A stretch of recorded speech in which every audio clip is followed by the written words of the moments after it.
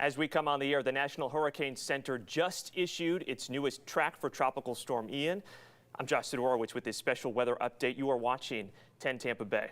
We are your hurricane headquarters here this evening. We have team coverage to keep you informed, prepared, and connected. Let's get right to Chief Meteorologist Bobby Deskins, who joins us now with that latest track and information. What is it looking like here, Bobby? Well, we've got 45-mile-per-hour winds with this storm, so this update is not showing a really strong storm out there, but it is still forecast to strengthen, and we are still seeing that in the latest forecast that they just issued. So right now, we've got winds of 45 miles per hour. It's still moving to the west-northwest at about 12 miles per hour, which is good. We want this to just go further west. The further west it goes, the further away it would be from us. It looks like it's probably going to get closer to us, though. Pressure is about 1,003 millibars. That's actually come up just a little bit, which shows it's just still a little bit unorganized. You can see the track that it's taken, but notice how much more moisture is on the backside and the north side, even the south side of this.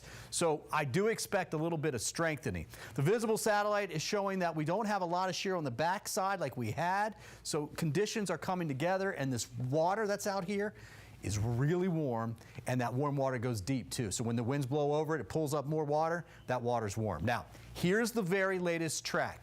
So by tomorrow afternoon, we've got 80-mile-per-hour Hurricane Ian, Category 1. Tuesday morning, late Monday night, Tuesday morning, we're looking at 105 Cat 2.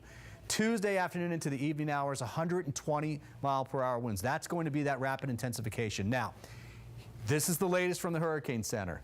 This is Wednesday afternoon, the center somewhere out here. That is Thursday afternoon, the center now west, say, of Hernando County. This line has shifted a little to the east. It's gotten a little bit closer to us. Now, the highest winds are going to be wherever the center goes, okay? But the closer this gets to us, the more we're throwing wind and rain and storm surge up towards the Bay Area. So at this point, it looks like we're certainly going to be dealing with this hurricane. Now, that's a look at the watches and the warnings. The very latest is that the Southern Keys have a tropical storm watch in effect right now for them, and this will update here in just a little bit. But the watches should start to push up into South Florida, perhaps for us as early as tomorrow morning, maybe tomorrow afternoon. I certainly would expect that to happen, but you don't see it right now, but certainly areas like Key West are in on that watch. Now, what does this mean for us? We'll be talking about the effects, because I want to talk about the models first. You can see that this is going to go off to the north, but you see these models curving? This is what we want here in the Tampa area, right? Watch the GFS. The GFS has been on the west side the whole time. It's coming a little bit closer to us. In fact, the Hurricane Center forecast is a little bit closer to what the GFS has. The European, I mean, look, it's got a lot of runs coming in south of Tampa. So most of the modeling is actually on the right side. So we'll be talking about this, but now's the time to start getting those preps ready to go. I know you've been working out there today. We'll see a couple showers. We'll talk about your local forecast in a minute, but I want to go over to Tyler Moore. Our meteorologist is going to talk a little bit more about the timing of things. Tyler. Yeah, Bobby, I want to break down kind of the latest details on that timing, because obviously the big question is, okay, how long now do I have to prepare? Make those preparations, get them going, because time is going to start to run out. But here's kind of the latest timing of those tropical storm force winds. Now, notice the shading here. The brighter the colors, those reds, those purples, that's the likelihood of feeling tropical storm force winds. But you can see the timing here along with those chances. So we're looking at about a 60% chance along the coastal areas of seeing tropical storm force winds at this point. That's likely going to increase a little bit more, because even if the center passes off to our west, there's still going to be a large area of tropical storm force winds that extend pretty far inland too, depending on that exact track. Now, I want to talk about the timing of the start of those winds, because when those winds start, you should be hunkered down. You should have your plan in place and activate that plan and get out of town if you do have an evacuation issued. So we're looking at Wednesday morning, 8 a.m., just towards the south of the Tampa Bay area, towards southwest Florida, the Fort Myers area, and then midday hours towards Tampa Bay, up towards the Nature Coast. You're looking closer towards 8 p.m. on Wednesday for that onset of those tropical storm force winds. So that's the timing of those strongest winds. Now I want to show you a little bit of the model differences here in the timing. So in white right here, we have the American model. In yellow, we have the European model. Pretty close together. Here we are. This is by tomorrow evening around this time. Still a pretty good consensus in the models. There's a lift towards Cuba where they have hurricane warnings, then lifting into the eastern Gulf of Mexico. Still close together, but notice how the European is just a little bit further off to the east, the American model a little bit further off to the west. Those slight differences are going to lead to big changes of what we experience here in the Tampa Bay area. You can see, again, that European model closer towards Tampa. The GFS stays a little bit further out into the Gulf, which is what we would want at this point to keep that strongest storm surge, those strongest winds a little bit further out. But even with that track, we would still see some gusty winds and likely some storm surge across the area. But you can see those winds are expected to increase a little bit more towards Wednesday and into Thursday, potentially tropical storm to hurricane force winds across the area. But here are some of those threats. Some of it starts to go downhill Tuesday, but notice some of these boxes, that color going towards a higher scale. You're looking late Wednesday and into Thursday, Bobby, as the time frame that things really start to go downhill. But you want to have all your plans and preps done by Tuesday. Yeah, that's right. Thank you very much, Tyler. We're thinking Wednesday night through Thursday midday, we'll likely see the heaviest of this weather come through the area. Now, let's talk about what's out there now so you can get prepared. Beautiful day out there today, warm day, a little bit more on the humid side, but not bad. Dew points at 70, air temperature in the low 90s with all the extra sunshine that we had. We do have some rain on the map, but there's I-4, and you can see all of it's down here for Highlands, Hardy, DeSoto County, and southern Sarasota County as well, too. Here's the forecast model. Now let's take it out through tomorrow afternoon at 3 o'clock. We do expect some pop-up showers and storms, a good 40% to 50% for tomorrow. In fact, I think it's going to be a little bit higher than that. Now Tuesday morning, this is about 10 in the morning, we start to see the outer rain bands coming through already. We will have a small tornado threat Tuesday morning. I think that threat increases a little bit as we get into Tuesday night. This is around 5 o'clock. It looks like most of this will start to move in as we get into Wednesday morning again through the afternoon hours. So here's the planner for tomorrow. Getting your Monday plans ready to go. Expect that chance for rain about 50 to 60% mainly in the afternoon.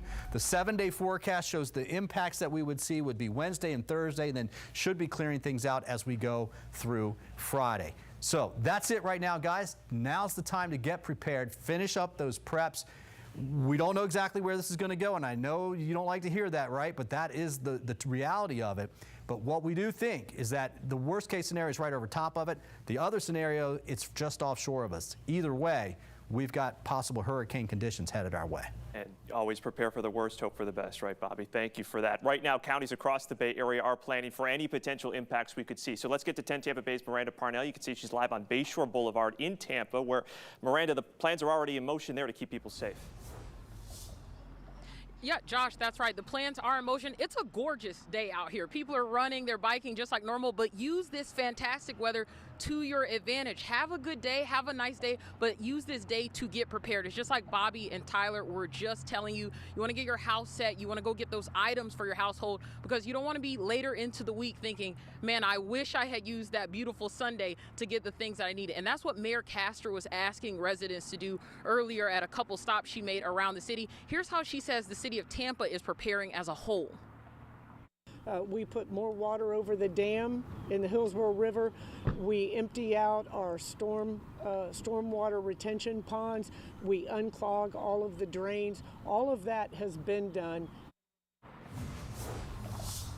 And again, you just finished watching the Bills and the Dolphins game. Finish up those last hot wings and then head out and get what you need to do to make sure that the rest of your week goes as smoothly as possible. Sending it back to you, Josh. All right, Miranda. And leaders in Pinellas County, they are also preparing just hours ago. They told us what they have in place to ensure that you stay safe and connected. So the Emergency Operations Center there has been running simulations of worst-case scenarios for months.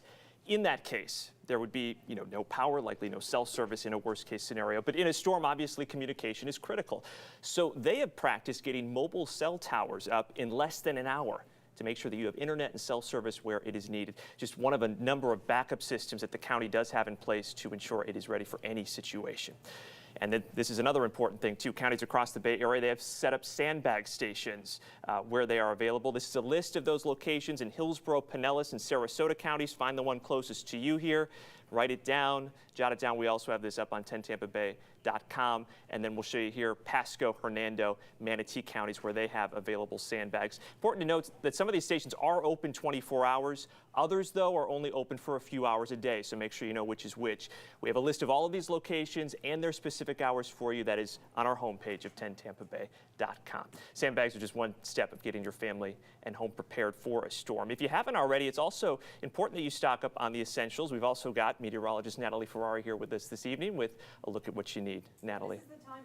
As we go through the next couple of hours, really the next couple of days, to make sure you have enough food and water, non-perishable food and clean water, at least for 1 week, 1 gallon per person for 7 days. That's kind of the criteria that we would really try to work off of when we're talking about dealing with not having power available. So that's why you really want to think of non-perishable things that if you didn't have a microwave, if you didn't have a way to heat things up, that you would still be able to sustain yourself and your loved ones. The radio, a weather radio, not only to hear alerts as they come, especially in your area, but also fresh batteries and chargers. If you even have those portable chargers that you typically take along with you, they may have not been used since your last event, even if you were maybe going out and about across the beaches or something like that. So you want to make sure they're charged, make sure you're charging them all up tonight or tomorrow and you're putting them back into your kit. Personal documents, but you want to make sure they're kind of as watertight as possible, maybe in a baggie or some type of watertight container that you could just grab and take along with you in the event you do have to grab and go.